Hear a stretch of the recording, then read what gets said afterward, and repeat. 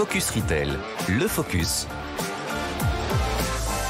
On retrouve notre expert Aurélien Leprêtre avec vous. Aurélien, on va parler du secteur du prêt-à-porter qui est toujours en crise.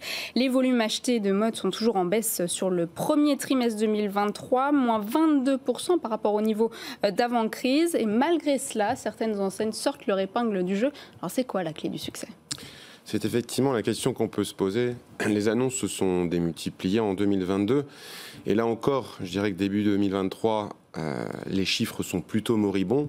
Ceci étant, dans ce contexte général, certaines enseignes, certaines marques sortent leur épingle du jeu, vous venez de le dire Noémie. Et on peut donc s'intéresser à la recette du succès, ou en tout cas à la recette qui permet à certaines d'être plus résilientes que d'autres. Clairement, on l'a vu avec American Vintage, le multicanal est une des clés.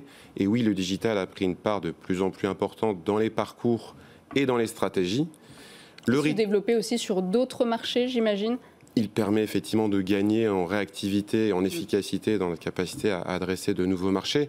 Après, le retail physique reste quand même aujourd'hui plébiscité par les clients qui retournent quelque part en magasin après cette période de Covid.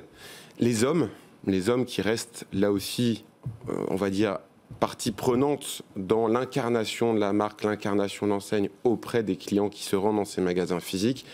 Et puis, oui, l'export, on en parlait là aussi avec American Vintage, l'international.